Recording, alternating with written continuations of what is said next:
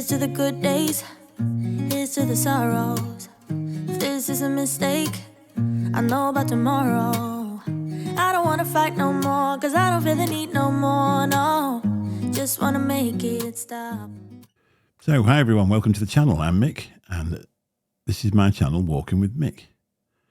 Now, a bit of a different video today. Normally you'll see me wandering about with my big coat on, doing videos of going for walks. Now, about a month ago, I decided to sort of change it up a bit. I'd seen people with drones, and I thought it'd be a good idea for my channel, for some of the places that I walk to, if I could get a video from above and just show people what I've been up to and where the places are. And obviously, it don't work in every situation because there's certain places you can't fly them. But I've used it quite a lot, shall I say. In the last month, there's quite a few videos on the channel, and 3 of them now have got quite good video footage. Well, the first one I tried, it's a bit of a strange thing, really, isn't it? So I went out and it was a little bit windy, but I thought I'll have a go with it anyway. So I'm trying different, manoeuvres, and I didn't make a very good job of it whatsoever. So that sort of scares you a bit. And then I thought, well, I must be qualified now, so I took it out of beginner mode. And then I thought I was never going to get it back.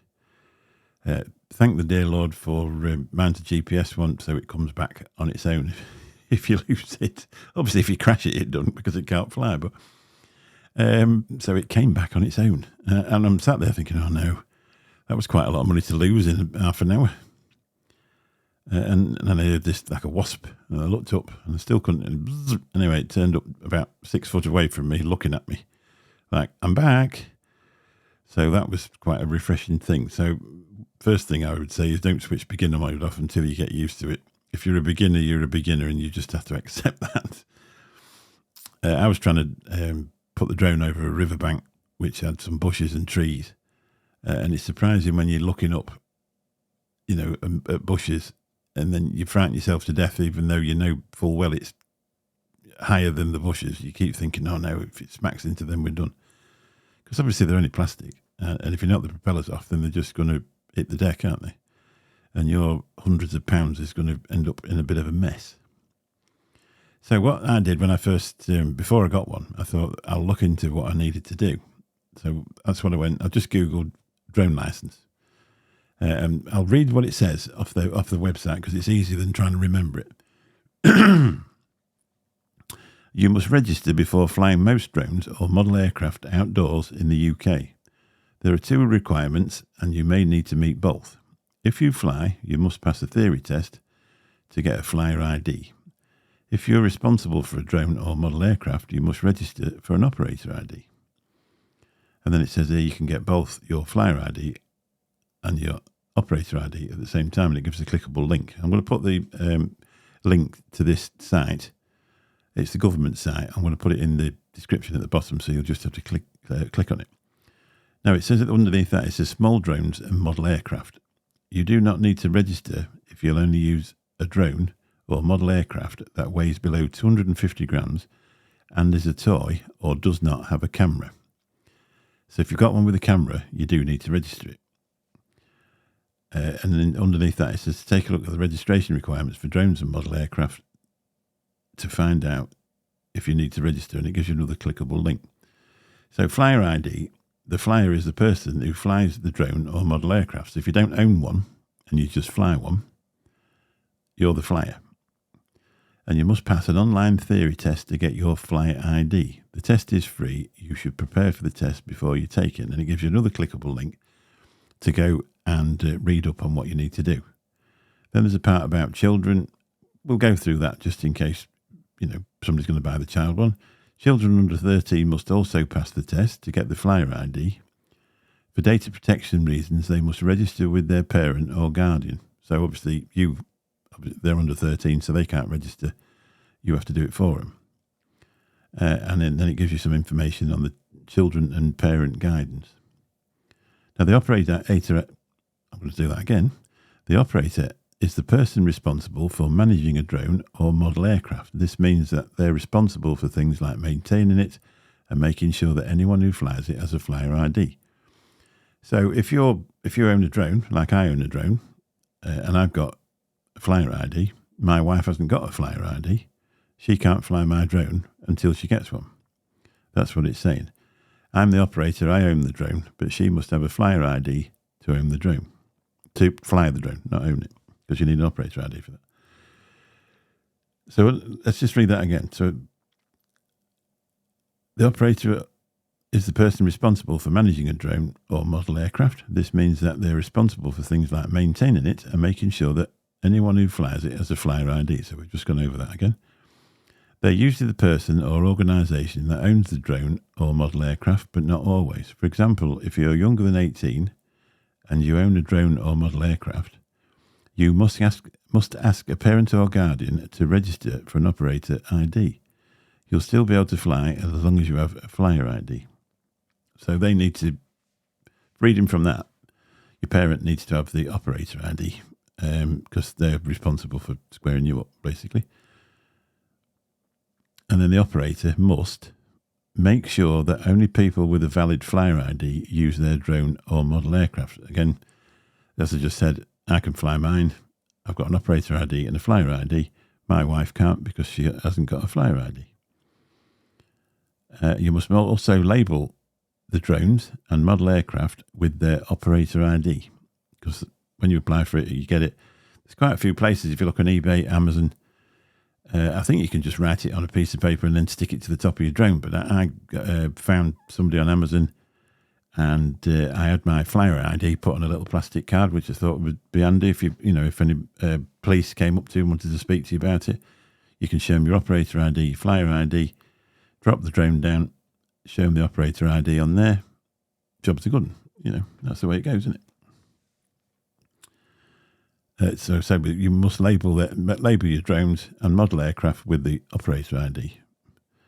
You must be over 18 or over to register for an operator ID. You can use the same operator ID for all your drones. So if you've got 10 of them and they're all 250 grams, it's the same thing, isn't it? So you can just put a sticker on each one of them and fly each one on a different day if that's what you want to do.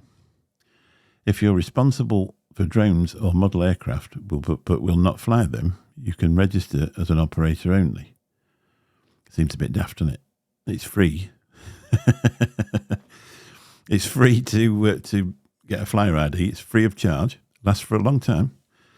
Why would you not? So it gives you the prices. The registration price for an operator ID is £11.13 and it's valid for 1 year. So you must renew it every year. I presume you keep the same one. Hopefully you do anyway. Otherwise you'll have to change all the stickers, wouldn't you? Now the flyer ID is £0 and it lasts for 5 years. So why would you not? So it's obviously just to keep you up on it if they change the laws or something like that. So after a year, they might have changed the laws, so you've got to read up on it and find out if you've got to do anything different. Now, insurance requirements. Drones and model aircraft below 20 kilograms. If you fly a drone or model aircraft below 20 kilograms for recreation, sport, or as a hobby, you can choose whether or not to have insurance. If you fly for any other reason, you must have third-party insurance. Well, that's it. I upload to YouTube.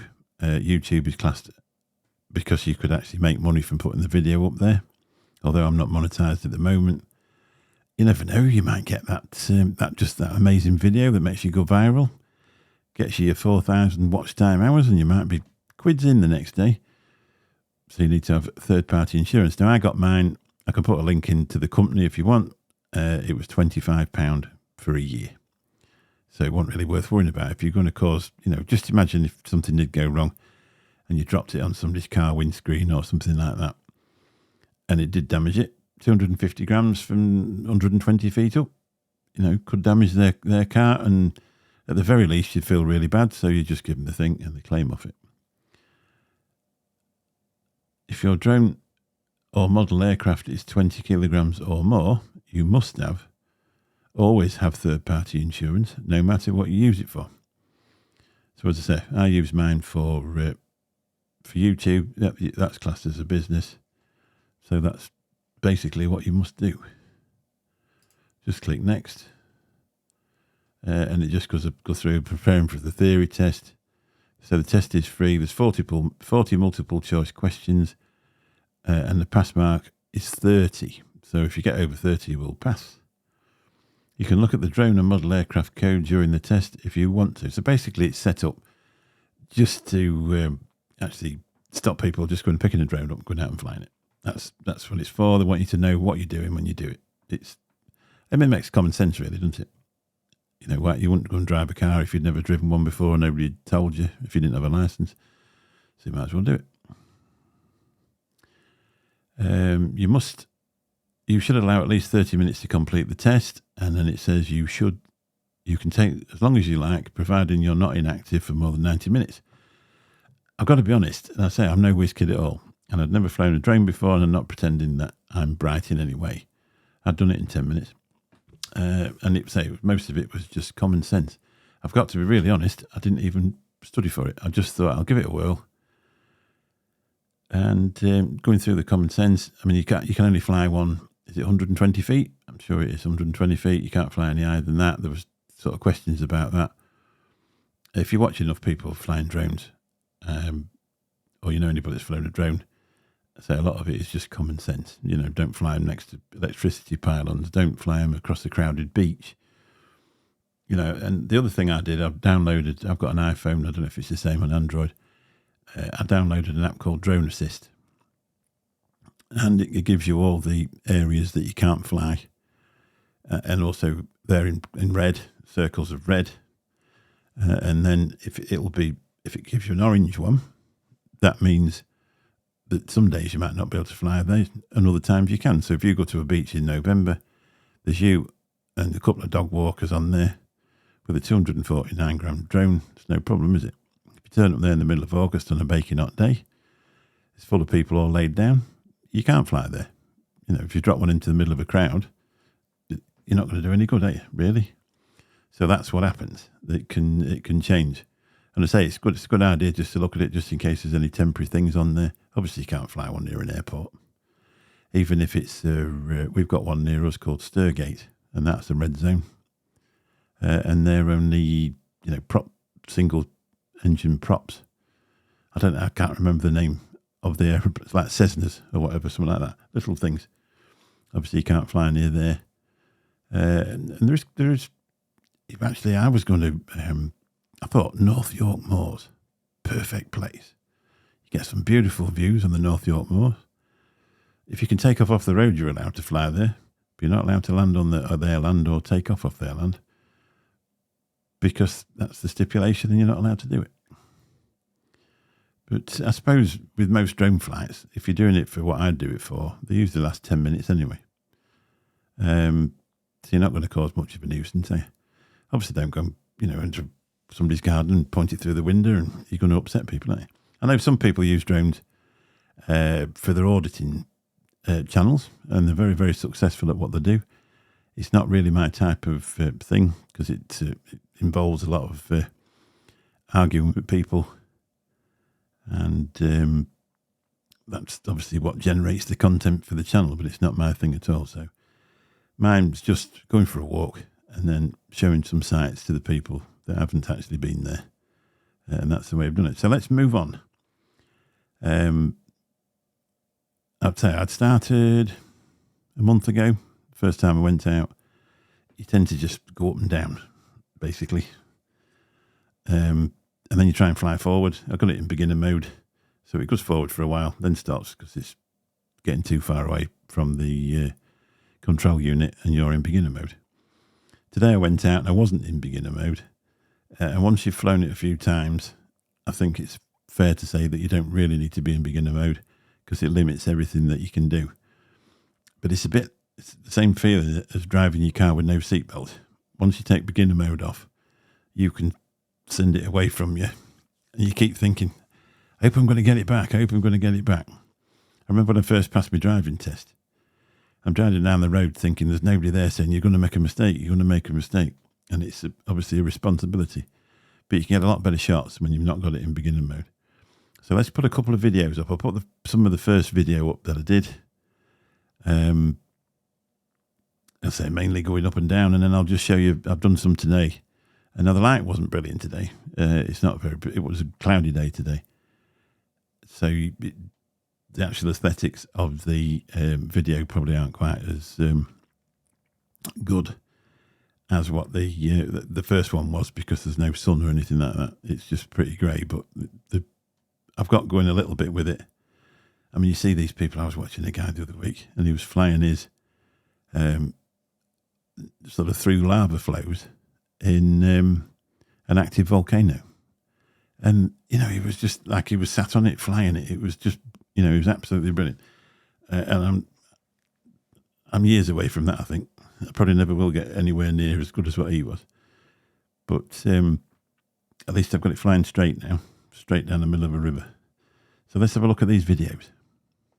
So this is the first time I ever took it out. This is actually the second time I tried to fly it.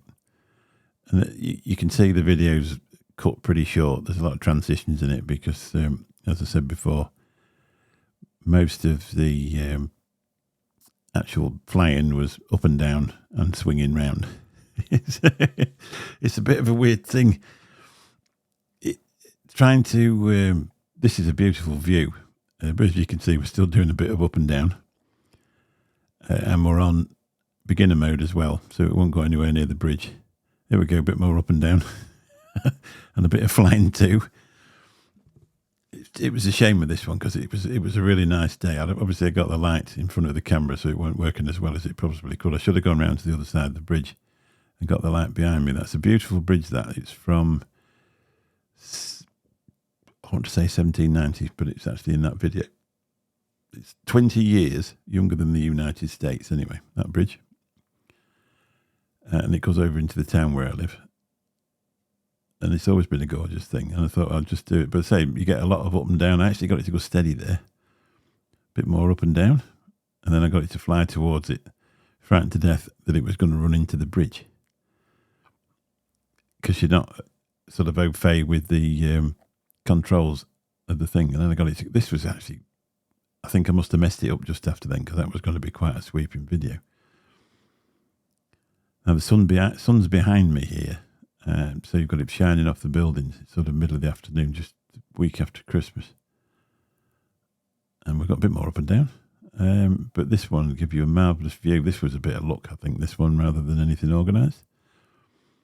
And they give you a nice look over the whole town. And I think those spinning windmills right at the back, the white ones, they're miles away from where we are. So you could actually see that on that clear day. And so that's the first day I actually tried to fly. Now, this was Saltburn last week. I'd got going a little bit better with it.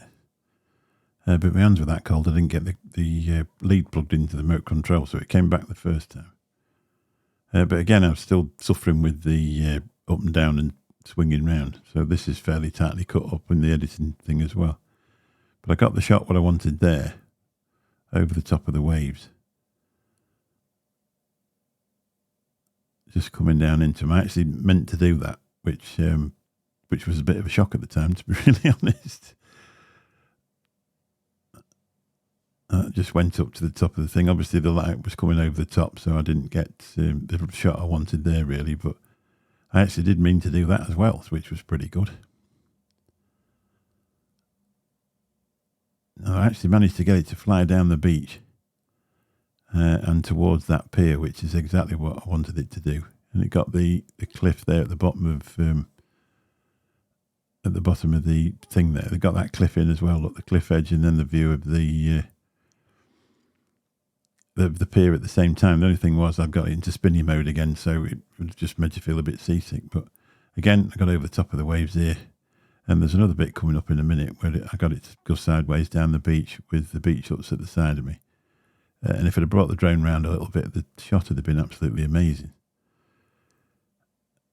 But I'd still class it as quite good, to be honest. I'm quite proud of that one. I'll just give it a second and it'll start with it, I think.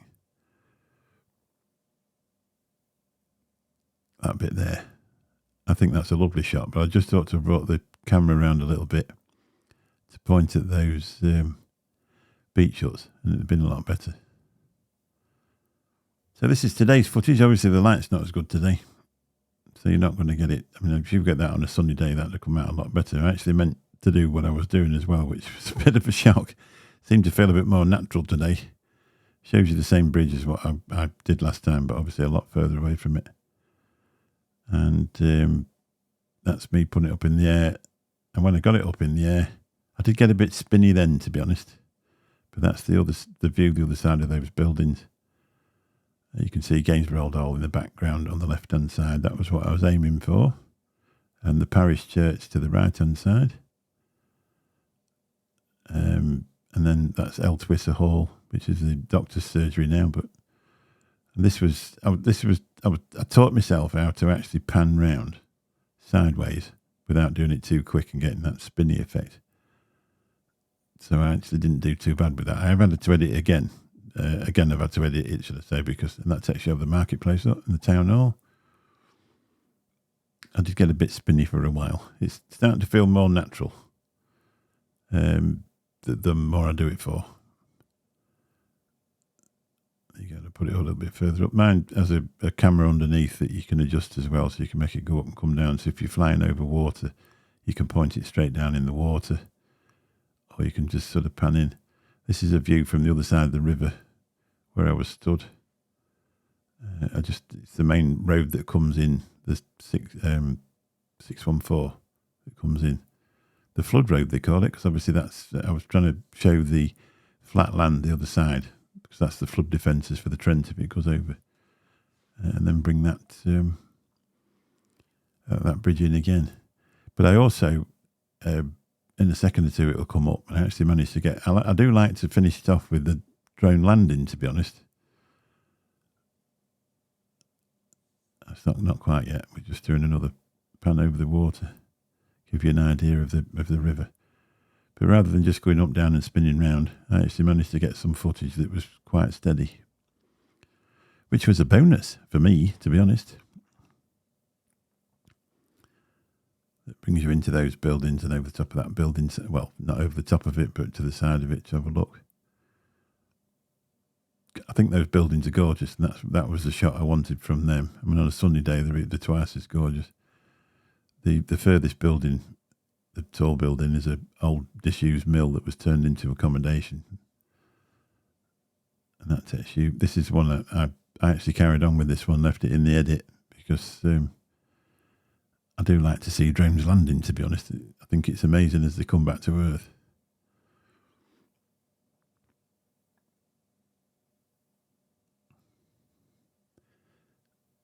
I remember coming into land thinking, it's about 10 feet away, I might as well fly it towards me. That's what gives you this. It was only like 6 inches off the floor. So that's the end of that.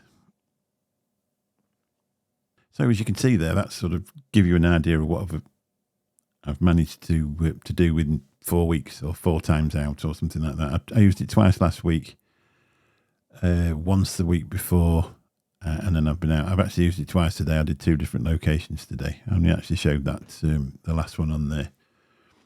And what I did was Gainsborough's Riverside Walk. So there's a bit more drone footage on that video to go with that. So I think that's, as you can probably see, it looks a bit more professional, that last one. I think it looks more professional. Even though I'm still, very slow, and I do get the odd 1 or 2 of these, and I press the wrong lever and you get a dip. But it's a learning curve, isn't it? You're not going to go and turn into a drone pilot in a minute, even with a 249 gram one. Be interested to find out how long it takes to actually be a drone pilot if you're a professional drone pilot, like in the army or the police or something like that. How long does it actually take you to train before you can fly one that successfully, and not get it all wrong? Interesting. I'd be interested to find out about that. So I just thought I'd make a short video. This is just me, just a YouTuber, and that's how I've got on with my drone within the last 4 weeks. As you can see, probably there's the rest of a walking video in there. And I personally feel that it's expanded the range of the channel, rather than just looking at a flat surface. You're going to get a look at where I'd walk down, and I found it really interesting. Aerial photography has always been a thing of mine, or not, a thing I've been interested in, should I say, to look at rather than anything else. So that's it. Just a very long video about probably absolutely nothing. I hope you've enjoyed watching it. If it's the first time you've seen me, why not hang about and subscribe? Massive thanks to the 79 people that have. Who would have believed it, really? I started this 2 months ago, and now there's 79 subscribers, which is very, very, very, very kind of you, really. The idea was, I just decided I've got a diagnosis of high blood pressure, and it's time I actually went and got some exercise and tried to bring it down naturally, as well as with the medication. So I stopped having a pint and went for a walk. And I don't know if it's working yet, but we'll see. I've had a lot more fun anyway. I seem to think I've missed out now if I haven't been out and gone for some sort of exercise within a week. I'm out again this week at Mablethorpe on Wednesday, so we should be able to get a bit more drone done then. Hopefully it's going to be not too windy, because it can get really windy on that east coast of Lincolnshire. It can get really, really windy out there. To be honest, I was half thinking about going today.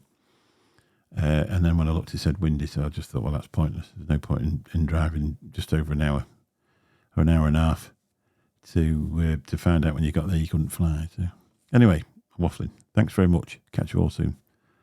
Bye-bye. It's too late not to let it go, and that's why I wish you the best and say goodbye. You start to get